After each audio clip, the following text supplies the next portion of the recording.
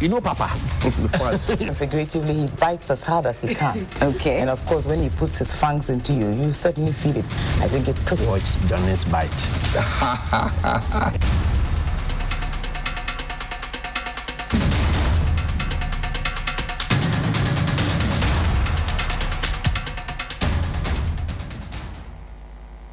Morning is on 9. You know, I've watched you. Sometimes our people disagree with you, but I mean, I understand some of your approach. I mean, sometimes we take a hard bite. It helps us as politicians. Nowadays, when I listen to you, I even panic. Why? Maybe, hey, Why do you panic?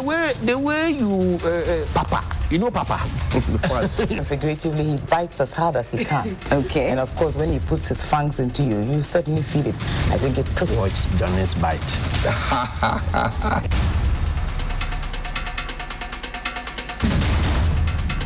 Bismillahir Rahmanir Rahim.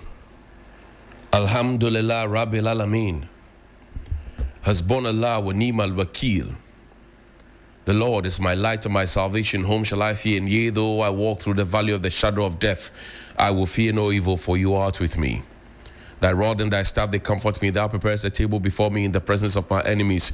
You anoint my head with oil, my cup runneth over. And surely goodness and mercy shall follow me all the days of my life. And I will dwell in the house of the Lord forever and ever. Amen. Assalamu alaikum. It's Thursday, the 26th of June. Welcome to Johnny's Bite. I want to say thank you to Sonar Fashions in Tamale for my outfit. They decided to do this super olive green motif shada for me, and I love it. It's a beautiful jarabia, and you should grab some for yourself and for those near and dear to you. Please call them on 0246 590 162. That's 0246 590 162, and they will deliver for you. Exciting news I got from Grandpa yesterday. They're in 7 countries actually. Kenya, they're in Tanzania, they're in Rwanda. Amazing. I mean, this is a business I saw grow from just 3 machines to traversing the what do you call it, the continent of Africa. 7 different countries plus Ghana is 8. Amazing. But it's what we call loyalty, what we call consistency, what we call dedication. And that's why I keep telling the young people of this country, I won't stop telling you, Grandpa is a young man, he's not an old man. He's just using his grandpa's name for the franchise and all of that, added some more creativity to it. But as a young man, he is focused, we've thought through, we sit down, we brainstorm, we jaw, we argue, we fight, we all of those things. But today the business has grown, and 7 different countries plus Ghana 8. That's amazing. Within how many years? I met Grandpa in 2017. So calculate. It will come to you. Patient men eat ripe fruits. So as a young person, I will reiterate, don't let anybody despise your youth. Now, speaking of not allowing your youth to be despised, there's a motorbike trying to pull a vehicle. And I've been talking about the state of our atrocities. I've been talking about the state of our public transport system. I've been talking about it over and over again. I hope that the authorities, the DVLA, the road safety, authority, also the MTTD of the Ghana police, and all who have been clothed with the powers to ensure that these things do not happen, actually pay attention to them. I've spoken about Trotros, and some of the callers who made phone calls into the show right after Johnny's Bite, and maybe you have to take these numbers down, please. 055 924 2717. 055-924-2717 and 055-691-0154. 055-691-0154. Please note these numbers down, and you get a chance to call right after Johnny's Bite. Some of the people who called into the show keep telling me that, some of the vehicles you see that you are complaining about actually belong to members of the law enforcement fraternity. They belong to police officers. They belong to soldiers. They belong to fire service officers. They belong to custom officers. They belong to people who wear uniform, who are supposed to ensure that the law works. Some of the vehicles that you're complaining about, the vehicles that have lost their balance, the vehicle that you find the lower arm or whatever it is, all the problems that you find, the vehicles that are leaking, the vehicles that you're sitting and you can see the floor, the vehicles that, the distance between one seat and the other is too close, your knee keeps hitting the back of the chair. They say some of those vehicles belong to people in uniform who are supposed to ensure and know better. Show me the video. And this is a country called Ghana. Somebody tagged me in this video yesterday. I get a lot of these tags, plus the insult. Yes, of course, it comes where you want flowers to grow, grass will grow too. But this is it: a motorbike trying to pull a taxi that obviously is not moving. I mean, how? How? That Ghana avoid. I mean, how? A motorbike. It has a cord attached to it, and then it's trying to pull the taxi. You see how the motor rider is suffering, and I mean, how? Why? How? Why? Look, move it away from there. Let's talk about the Chief Justice. Please find the law is the law for me. Now, yesterday, the suspended Chief Justice of the Republic of Ghana had cause to talk to all of us, the nation and the world over, about what she thinks is unfair treatment to her, what she thinks is a meeting that is being held at a place that has a certain historical antecedents for her, meant to shake her, intimidate her, and all of that. I will come to that. But first of all, I need for all of us to know, you and I, for all of us to know and recognize that power, whether it be the power of the president, the power of the vice president, the power of the Speaker of Parliament, the power of the Chief Justice, the power of the Shrine Boss, the power of the Yoko Boss, the power of the IGP, power of CDS, power of National Security Boss, power of whoever emanates from you and I, the people. Power emanates from us.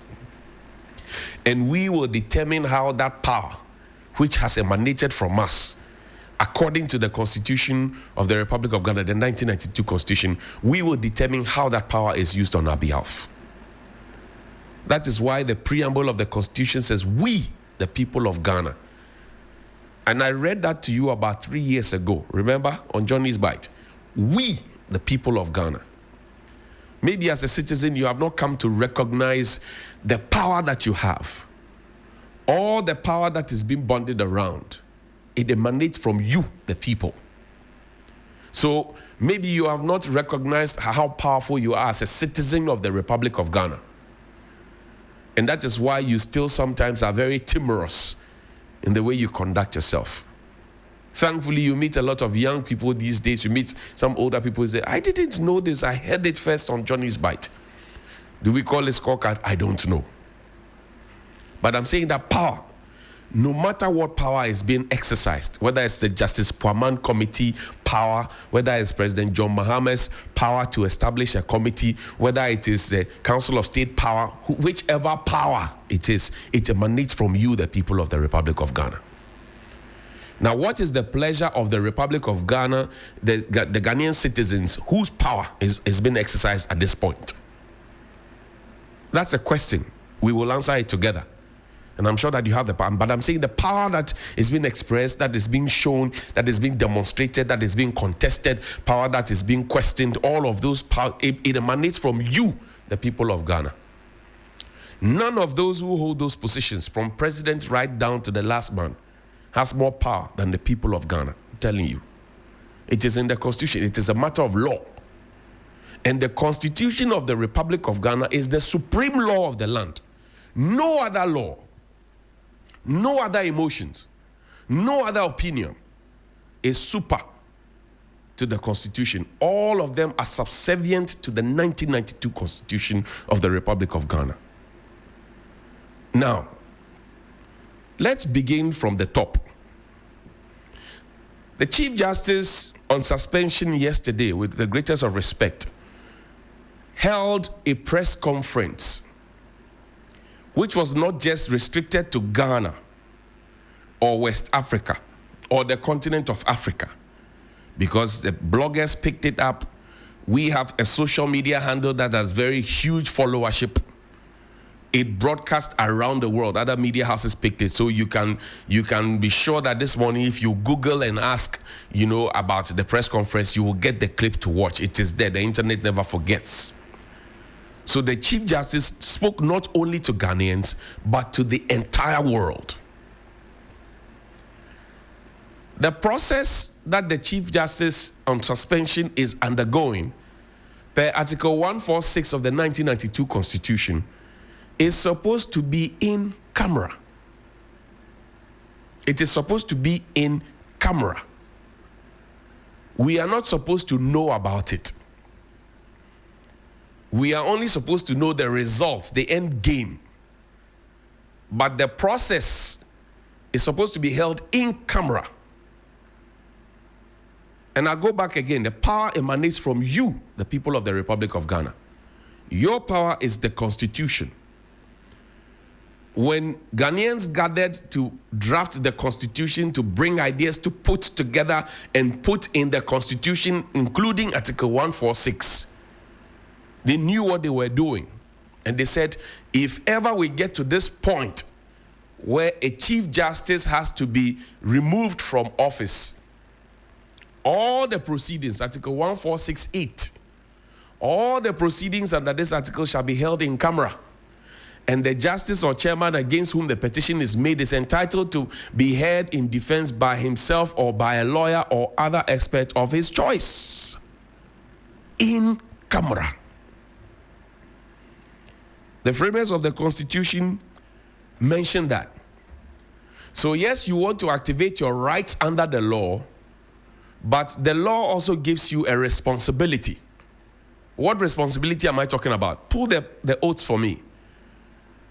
Every Chief Justice, every Appeal Court judge, every Supreme Court judge, every President, every Vice President, every Speaker, they swear an oath. This is the judicial oath that the Chief Justice swore. Let's read it together.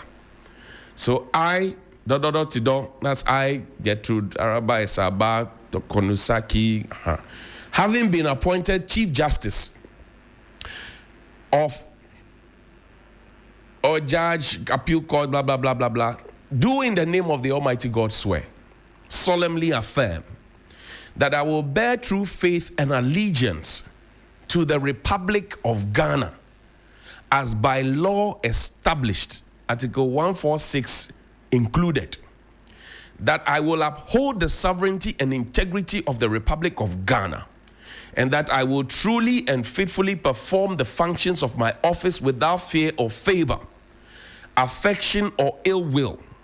And that is the final part. And that I will at all times, whether in happy times, in sad times, whether you have having emotional bust or you're having a legal dilemma or quagmire, that I will at all times uphold, preserve, protect, and defend the Constitution and laws of the Republic of Ghana. So help me God. That I will at all times, whether somebody has brought a petition against me, or whether I'm having a fair day, or whether it's bright or sunny, and whether it is rainy or cloudy or windy or snowy, I will at all times and in all circumstances, I'm adding that, uphold, preserve, and protect and defend the Constitution and laws of the Republic of Ghana. Come to me. Article 146 says, all the proceedings, all of what is being done. And so far, nobody has been able to point out that this portion of the proceedings or this portion of Article 146 is not being followed judiciously. So far, nobody has pointed that out, that the process is fraught with irregularities. Nobody has pointed that out, unless I missed that.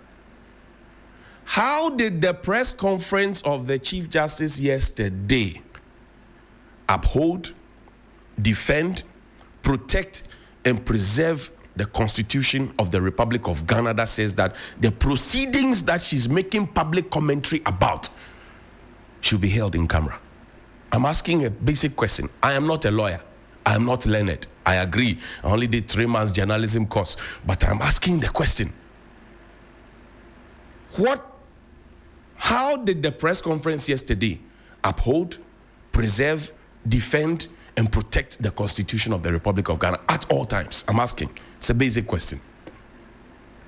Now, the second thing that I learned from my 3 months journalism course is also the principle of sub judice. Find me that article of the Chief Justice on suspension. The principle of sub judice. And I'm not in doubt that the Chief Justice, who has been at the bench for a very long time, been a lawyer for a very long time, and the lawyer of the Chief Justice, who also has been a leader of the bar, in the last administration, has been a lawyer, a very fantastic one indeed. I'm not sure that the principle of sub judice is lost on them. I learned that in basic media ethics and regulation, and media law. Basic. The principle of sub judice. Knowing that the matter is before a competent court of jurisdiction and that you do not go ahead to talk about the merits of the matter in public. The principle of sub judice. The judges, they don't slow down in reminding you. They will remind you. People have been committed for contempt regarding that sub judice rule. Regarding that sub judice rule. This is the Chief Justice, and Kabna Wilson is my mate. We did one of our master's programs together. It was for 3 months.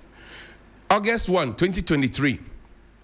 Cite judges who comment on court cases for contempt. Chief Justice says so. Put it up there quickly. We don't have too much time. Cites them. Says Justice Gertrude Torkornoo, Ghana's Chief Justice, has called for a more rapid application of contempt proceedings against judges who comment on ongoing court cases. Is the meeting before Justice Poaman a court case? Is it akin to a court case?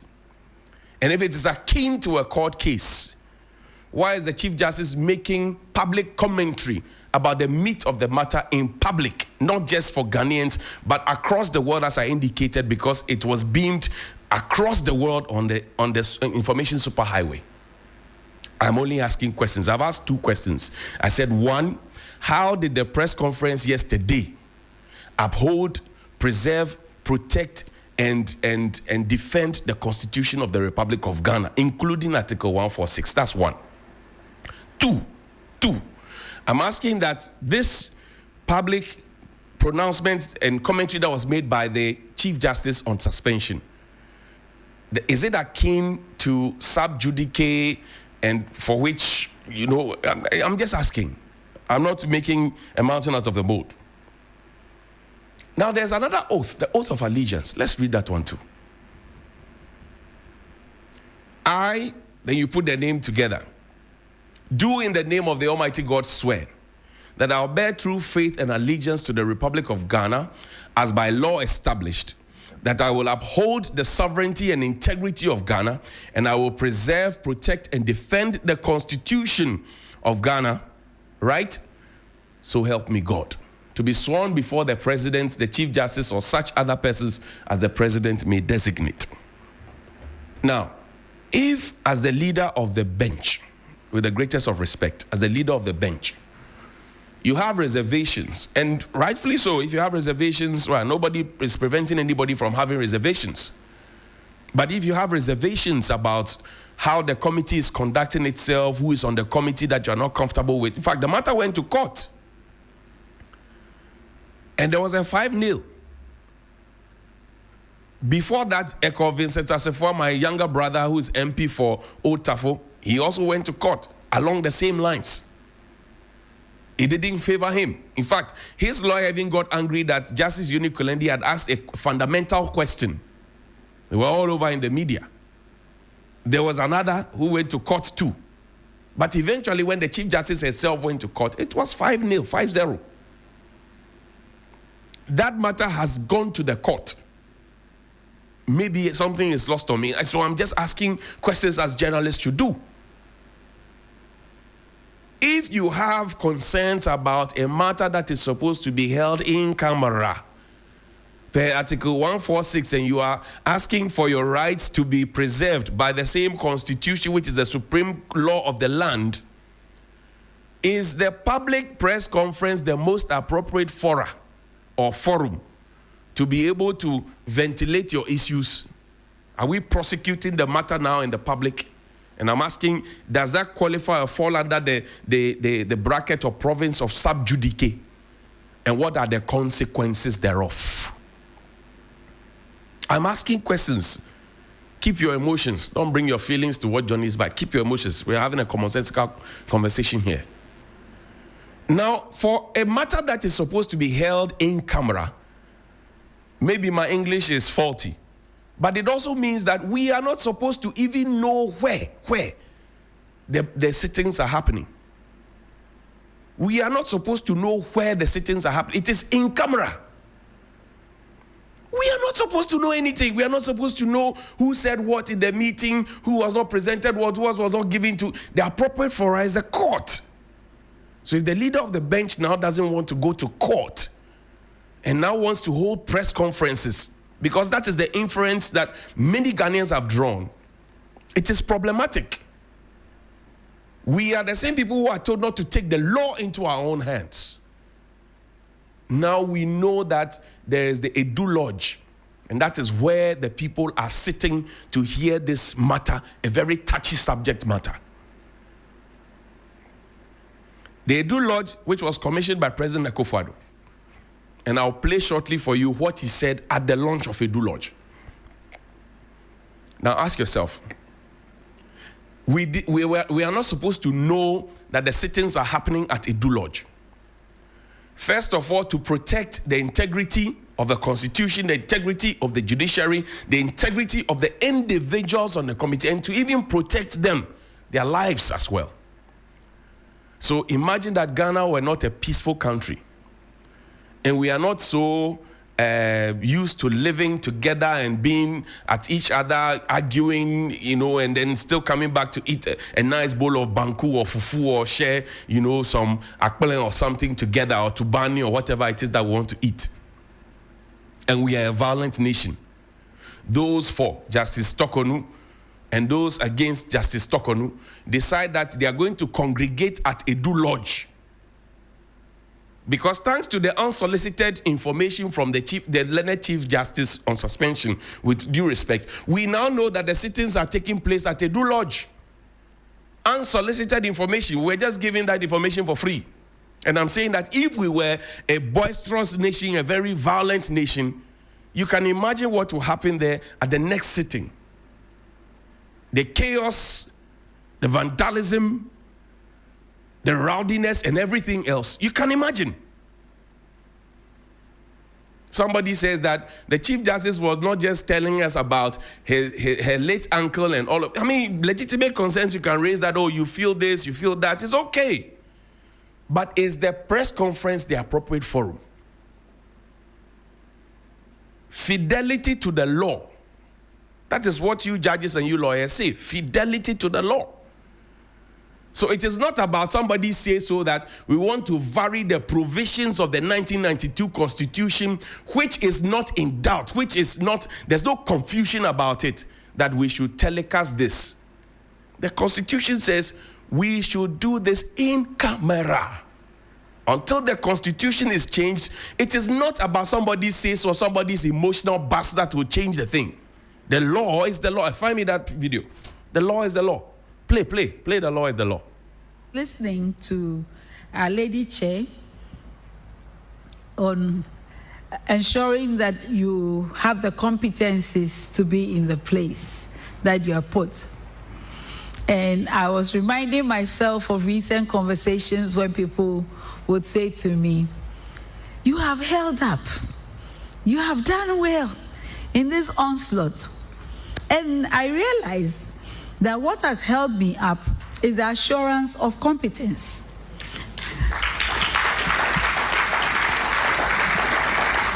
Simply, no decision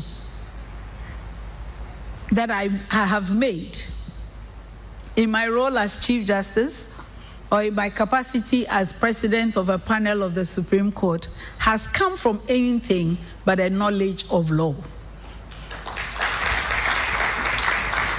No matter how many noises are made, the law is the law. And the only answer one can give to all the hand-waving is the legal answer, unless we want something else. But I am quite sure that Ghana as a society is not looking for chief justices that bend and give them something other than law. And therefore, here I am. Everyone gets the law. Everyone gets the law. So why are we now varying the law when the law has not changed? Professor Kwesi Prempeh and his team are doing a constitutional review. You are free to send a memo to them or send a petition to them to look at it and consider. But until that time, when we change the law, everybody gets the law. It is not about trying this in the public. No. Everybody gets the law. I'm saying that through the unsolicited information that we got yesterday, I didn't know that the sittings were happening at Edu Lodge. Find me President Akufo-Addo's video recommissioned in Edu Lodge. And the description that was given to Edu Lodge, you would think that it is some monstrous place. Yesterday when I saw the photo, I said, so this is the Edu Lodge. It is fair for anybody to say, oh, my father was killed here, my uncle was killed here, was arrested here, was done, etc. So it's okay. And I even thought that was the reason we held President Kufuor held the National Reconciliation Commission, Lawyer Tifua, Most Reverend Palmer Bako, Justice Henry Tamensa Bonsu, General Esking, Justice Amoasechi. You remember? I thought that was why we held, so that we could put all of those behind us. I thought that was why we did the National Reconciliation Commission. I thought that was why President Kufuor, in his wisdom, together with his team, put that together to say, well, this is what we want to do. I'm only asking the simple questions. So now we know we have to have fidelity for the law, to the law. We now know that the sittings are being held at the Do House. Would the location be changed? Would that endanger the lives of the people who are on the committee? Was that the real intention? Is that the appropriate forum to have held a press conference? Basic questions. I'll leave it so that you can think about it. Now, quickly, today is Throwback Thursday. There's one more document and then we'll wrap up. The Audit Service has a document. And just to run by you, yesterday, Parliament passed the new law. So 1st July is coming back. Hooray. The day that Ghana became a sovereign republic is coming back. Hooray. And then we also have 4th of August off the books. We have 21st of September. That's Dr. Kwame Nkrumah's birthday. It is the Founders' Day. Hooray. So expect those ones coming at you shortly. Now, 1st of December 2020, this is from the Audit Service to all media houses for immediate release. Ordinarily, the Audit Service will not put out a press statement. This is about the 52.5 billion Ghana cedis that was transferred from a GCB bank to an unknown source. 52, not million, billion Ghana cedis. Our attention has been drawn to a publication in social media in connection with our letter number EID/B.line/AUD/20/7 issued on the 5th of October 2020 concerning our audit observation on transfer of tax receipts by GCB to unknown sources amounting to 52.5 billion. Ghana cedis. While we appreciate the public's interest in this audit, we wish to place on record that the audit in reference is a special audit exercise which was requested by the Honorable Minister of Finance, Ken Ofori-Atta, in a letter dated 15th of August 2020, based on the mandate of the President under Article 1878. Now, it says the request included the following: the confirmation of the transfer of receipts from the various transit accounts maintained by commercial banks into the respective Bank of Ghana holding accounts from 2015 to date. And then the next page talks about providing assurance that all the CCVRs of the customs dating back from 2015 to date have been duly credited to the authorized bank accounts within the specified periods, and to investigate and confirm that all transfers and debits in all government accounts were duly approved by the Controller and Accountant General and the Ministry of Finance from 2015 to date. Please be informed that our letter in circulation is one of the letters which were issued to participating commercial banks for their responses to infractions noted during our reconciliation of their statements. With the assistance of both the commercial banks and Bank of Ghana, we have been able to trace with satisfaction some of the transfers. The cooperation from the participating banks is encouraging, and we are hoping to complete the reconciliation exercise soon. In accordance with Article 187 of the 1992 Constitution, we intend surcharging any participating commercial bank who defaults in transferring tax receipts collected from the various transit accounts into the respective Bank of Ghana holding accounts. Once again, we wish to assure the public that, as usual, we shall submit the audit report to Parliament when the exercise is completed. George Swansea Winful is Deputy Auditor General at the time for Auditor General. Now, the question is, first of all, the audit service is not known to be writing press releases. So the moment they wrote this press release, it meant that this was a matter that was of interest to them, and it was of interest to the public. Now, in journalism, the shotgun principle. If you tell me that somebody pulled a gun, you should tell me whether the gun was fired or whether the gun was put back into the seat. It's that simple. As of now, we know that the gun has been pulled, but we don't know if the gun was fired or the gun was put back where it belonged. That's one. Two, I know that the audit service will come and tell us, oh, we report to Parliament, Parliamentarians represent the people of Ghana. If you had cause to write a press release to tell us how 52.5 billion Ghana cedis of our monies was transferred, and you even as audit service had to raise questions, you, the audit service, should be telling the people of Ghana by now, 2020, 2021, 2022, 2023, 2024, 2025, you should be telling us now as we speak that you found the money, or you didn't find the money, or you found 10%, which is even not small money, that's about 5.2 billion. You should tell us where the money is, because 52 billion Ghana cedis is no child's play. You should be telling us, have you concluded the audit service? Where is our 52 billion Ghana cedis? Who took it home? Who did not take it home? Who authorized the transfer? Who did not authorize the transfer? In which accounts benefited from it? 52 billion. It's a lot of money. It's a lot of money that can solve a lot of problems for the people of Ghana.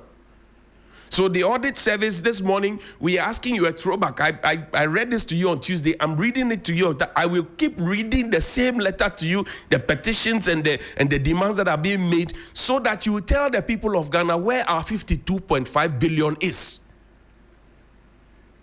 Who chop them? Who no chop them? Make the people know. Because 52.5 billion can solve a lot of problems, can end schools under trees, can even build the Poalugu multipurpose dam. We spent $12 million of the people's money for Poalugu multipurpose dam that never was. We broke people's houses. We destroyed people's farms. The rains are coming again. The Bagre Dam will be opened. People's homes and their farms will be destroyed. 12 million US. OSP, good morning to you. 12 million US dollars. Poalugu multipurpose dam. Good morning to you. Poalugu multipurpose. If you are chasing SkyTrain of $2 million, you should be chasing those who supervise the Poalugu multipurpose dam, and those who came to tell us that the dam has been done. It's a signature project. Blatant lies told publicly with confidence. 12 million US dollars. Spent on Poalugu multipurpose dam. 52 billion Ghana cedis. We can't find it. Audit service says we are finding it. We are looking for it. How long will you look for it? It's just like the government telling us that, oh, we are investigating the Achimota land since 20 whatever. They have not finished the investigations. They have not finished. We start investigations in this country. Even me, this small boy, I start investigations and I finish and I bring you the results. When I'm claiming my scorecard, some people say, oh, this scorecard is too important to you. Yes, it is important to me because you don't pay me with your taxes, but I take on national duty as my job as a journalist and I finish the job and I bring you the results. The people who take your taxes, who spend your taxes, who drive in the 4x4s, people who have bodyguards following them, people who have all the largest, people who have travel allowance, people who have holidays for them in a year, people who do all those things, they get all those benefits from the state. I don't get that from the state, but I do the work. Ask them to account for the 52.5 billion Ghana cedis. Ask them to account for the $12 million of the Polygo multipurpose dam. Ask them to start accounting for it. If you're a young person, you will be asking, if we are all comfortable and we find this money and we distribute it evenly in terms of services and things that will make the people's life easier, a national bus system, a national rail system, we have all those things running, a national airline, for example, and all of that, we will all be happy. So start asking questions. 52.5 billion is not 52.5 Ghana cedis. No. It's 52.5 billion. Calculate. We will go to IMF and go and be begging IMF for coins. We have 52.5 billion to transfer from Ghana Commercial Bank into accounts that are not known. And since 2020, we are told that we are investigating and we have not finished the investigation. Are we joking? Is the country a crime scene or what? Please call me 055-924-2717 and 055-691-0154. Good morning. Yeah, good morning, my brother. Alaji Peter T, talk to me. Thank you very much.